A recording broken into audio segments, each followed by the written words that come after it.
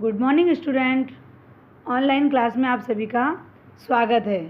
हमने अभी 2 लेसन पढ़े थे, विनय के पद और अपना अपना भाग्य तथा मातृभूमि का मान हमने पहले पढ़ लिया था। तो हमने ये तीनों लेसन को मिलाकर आपके लिए एक वर्कशीट बनाई है। वर्कशीट हमने ऐसे बनाई है जैसे हम लोग प्रश्न पत्र हमारा तैयार करते हैं, सेम उसी प्रकार से हमने आपके लिए वर्कशीट बनाई है। ज़रा आप लोग देख लीजिए सभी लोग। सबसे पहले है क्वेश्चन नंबर 1, जिसमें आएगा निबंध। तो विकलांगता नहीं है अभिशाप, संस्कार की जननी माँ, वृक्ष मानवता की रक्षा के लिए व्यायाम, पर्यटन के लाभ। ये आपको निबंध लर्न करने, याद करने के, लिखने की ज़रूरत नहीं है, पर आप इसे याद कर लेना। बहुत सारे ग्रामर की कोई भी बुक देखोगे उसमें आपको सब कुछ मिल जाएगा। ठीक है, अब देखेंगे क्वेश्चन नंबर 2। क्वेश्चन नंबर 2 है पत्र लेखन। यहाँ पर मैंने लिखा है ऊपर, कोई भी पत्र लेखन आ सकता है। यहाँ सिर्फ हमने उदाहरण के लिए आपको 2 पत्र लेखन लिखे हैं, लेकिन कोई भी पत्र लेखन आएगा। ठीक है, यहाँ मैंने पहला पत्र लिखा, अपने मित्र को उसके 15वें जन्मदिन पर शुभकामनाएं देते हुए एक पत्र लिखिए। दूसरा है, आपके नगर में पुस्तक मेले का आयोजन होने जा रहा है। शिमला में रहने वाली अपनी छोटी चचेरी अर्थात चाचा की लड़की बहन को पत्र लिखिए तथा पुस्तक मेले में आने का आमंत्रण दीजिए। आपको अपनी तरीके से कोई भी, ऐसा नहीं कि ये हमने पत्र लेखन पूछा तो यही आएगा, ऐसा नहीं है, कोई भी पत्र लेखन आ सकता है। Question number 3 गद्यांश। इसमें मैंने लिखा है आपको स्वयं करना है। कोई भी गद्यांश आएगा आपको पढ़ लेना है। आपकी ग्रामर बुक है आपके पास, उसके पीछे गद्यांश बहुत सारे दिए हैं, आप उसमें से देख के पढ़ लीजिएगा। क्वेश्चन नंबर 4 व्याकरण। व्याकरण में है पहला क पर्यायवाची शब्द। ठीक है, चलिए मैंने यहाँ पर पर्यायवाची शब्द के 3 अर्थ लिखे हैं, जैसे आम, आम्र, रसाल, कामसर, कंगन, कड़ा, चूड़ा, बलय। पत्थर का है पाषाण, उपल, प्रस्तर। चांद का है हिमांशु, सोम, शशि। पाठशाला का है विद्यालय, मदरसा, शिक्षालय। पेट का अमाशय, जठर, हमल। आमंत्रण का है आँख का है नेत्र, नयन, चक्षु। अनुपम का है अपूर्ण, अनोखा, अद्भुत। मकड़ी का है मकरी, लूता, उर्णनाभ। मोक्ष का है मुक्ति, परमपद, परमधाम। ग्रामर में ख नंबर विलोम शब्द। दैत्य का देवता, आय का व्यव्य, ऊंचाई का नीचाई, सच्चा, झूठा, सर्द, गर्म, जन्म, मृत्यु, जीवित, मृत्यु, ज्येष्ठ, कनिष्ठ, जागृत, सुप्त, देव, दानव। अब हम देखेंगे आगे के नंबर का मुहावरे। मुहावरे में है, हमने अर्थ से हम एग्ज़ाम में पूछते नहीं हैं, डायरेक्ट हम का उसका वाक्य में प्रयोग ही पूछा जाता है, लेकिन मैंने यहाँ पर आपको अर्थ भी लिखकर बताया है। घाट घाट का पानी पीना, अनुभवी होना। भेड़िया बोला, मंत्री जी ने घाट घाट का पानी पिया है। दूसरा है घोड़े बेचकर सोना, गहरी नींद में सोना। परीक्षा देकर विद्यार्थी घोड़े बेचकर सो रहा है। चिराग लेकर ढूंढना, कठिनाई से मिलना। आज्ञाकारी पुत्र तो चिराग लेकर ढूंढने पर भी नहीं मिलते। चादर के बाहर पैर पसारना, आय से अधिक खर्च करना। अच्छी गृहिणी चादर से बाहर पैर नहीं निकालती, सोच समझकर खर्च करती हैं। छप्पर फाड़ कर देना, अचानक धन का आ जाना। समय सदा एक सा नहीं होता, भगवान देगा तो छप्पर फाड़ कर देता। दुखी मत होना। आगे देखेंगे विशेषण शब्द।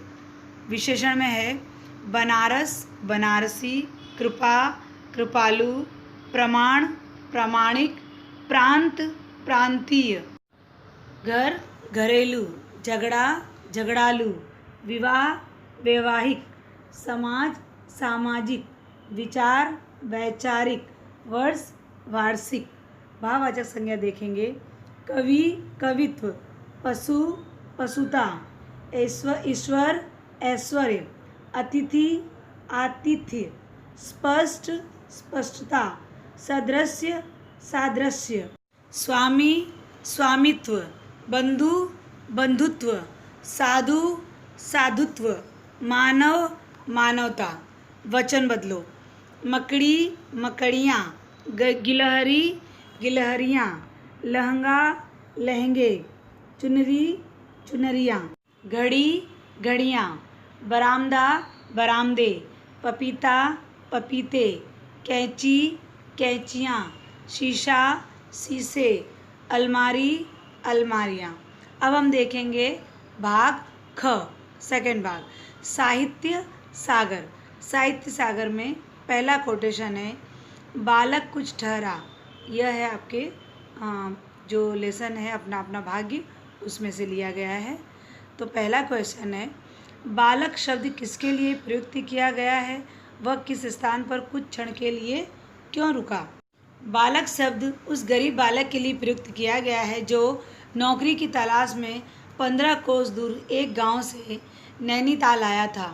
वह बालक लेखक और लेखक के मित्र के साथ वकील साहब की होटल में नौकरी की तलाश में आया था, पर वकील साहब ने उसे ऐरा गैरा पहाड़ी समझकर नौकरी के लिए इनकार कर दिया। फिर वह गरीब बालक वहाँ कुछ देर रुका और सोचा कि शायद वे मान जाएं। फिर कुछ जवाब की आशा न मिलने पर वह वहाँ से चला गया। ख नंबर का, मैं शब्द किसको संबोधित कर रहा है, वह असामंजस्य की स्थिति में क्यों था। मैं शब्द लेखक को संबोधित कर रहा है।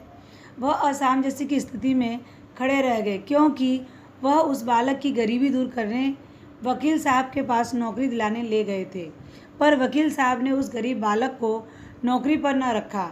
एक तरफ कठोर वकील साहब जो किसी भी हालत में पहाड़ी बालक को नौकरी नहीं देना चाहते थे, और दूसरी ओर उसे नौकरी न मिली तो वह भूख के कारण मर जाता।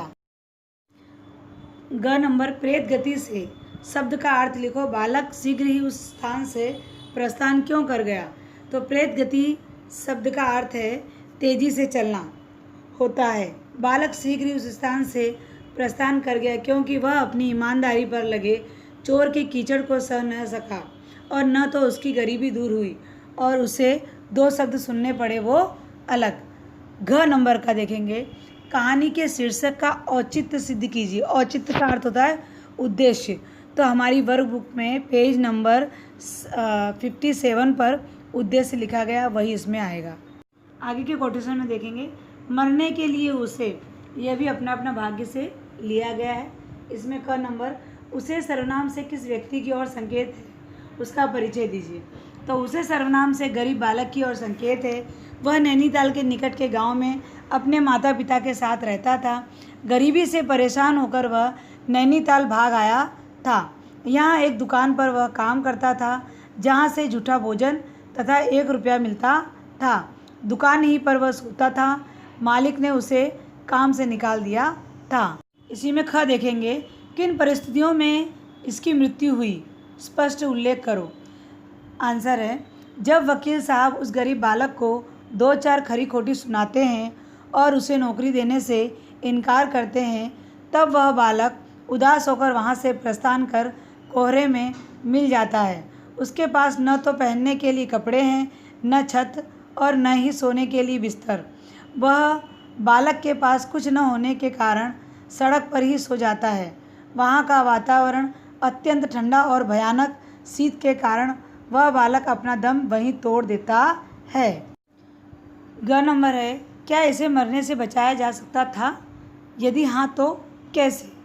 हाँ, इसे मरने से बचाया जा सकता था यदि वकील साहब उसे ऐरा गैरा न समझकर उसे नौकरी पर रख लेते तो।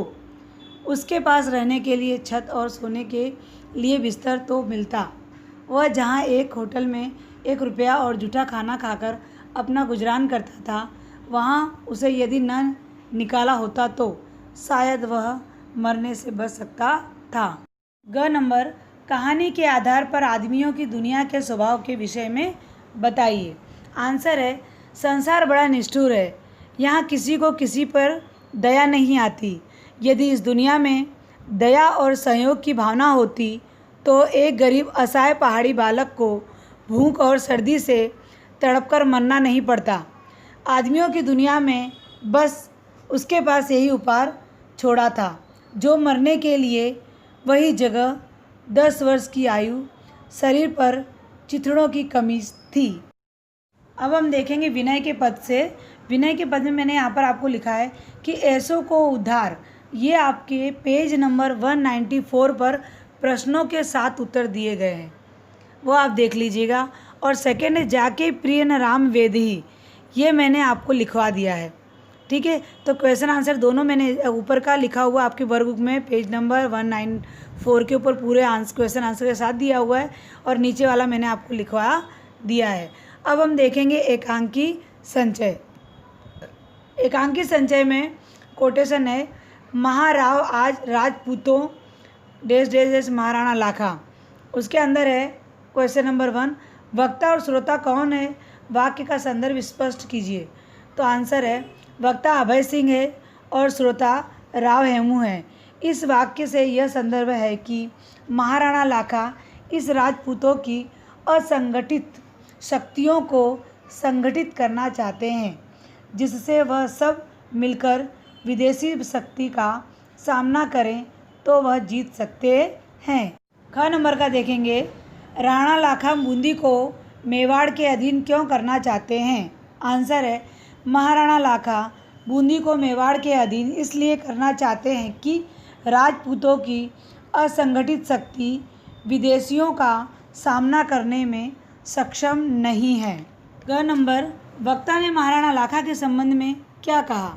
आंसर है अभय सिंह कहते हैं कि महाराव आज राजपूतों को एक सूत्र में गूंथे जाने की बड़ी आवश्यकता है, और जो व्यक्ति यह माला तैयार करने की ताकत रखता है तो वह है महाराणा लाखा। आगे घ नंबर, राव हेमू के अनुसार हाड़ा वंश किस प्रकार का अनुशासन मान सकते हैं। तो आंसर है राव हेमू के अनुसार हाड़ा वंश प्रेम का अनुशासन मानने के लिए तैयार हैं, लेकिन किसी की शक्ति, किसी की गुलामी करने को तैयार नहीं है। बूंदी स्वतंत्र रहना चाहता है।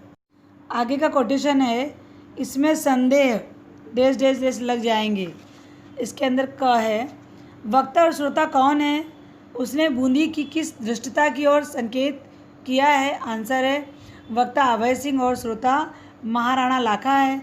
उसने बूंदी की रात के समय अचानक उनके शिविर पर आक्रमण कर देने की धृष्टता की और संकेत किया है। ख नंबर का देखेंगे आगे, वक्ता ने हाड़ा के वीरों के संबंध में क्या कहा और क्यों। आंसर है वक्ता ने हाड़ा के वीरों की प्रशंसा करते हुए कहते हैं कि हाड़ा के लोग कितने वीर हैं, युद्ध करने में वे यम से भी नहीं डरते, क्योंकि जिस प्रकार उन्होंने चतुरता से रात के समय में उनके शिविर पर आक्रमण किया है, वह वीरता तथा सच्ची चातुर्य की निशानी है। आगे देखेंगे ग नंबर, महाराणा लाखा अपने मस्तक से किस कलंक को धोना चाहते थे। तो यहाँ पर है आंसर में सेमेस 4 का घ नंबर देखेंगे, महाराणा लाखा ने क्या प्रतिज्ञा की, उसे पूरी करने के लिए क्या योजना बनाई गई तथा क्यों। तो सेमेस 4 का घ लिखना है इसमें। इसके आगे, इस प्रतिज्ञा को पूरी करने के लिए उन्होंने बूंदी का एक नकली दुर्ग बनाने की योजना बनाई, क्योंकि अगर वे अन्न जल ग्रहण नहीं करते तो उनकी जान को खतरा हो सकता था और असली बूंदी के साथ युद्ध करने में अधिक समय भी लगता।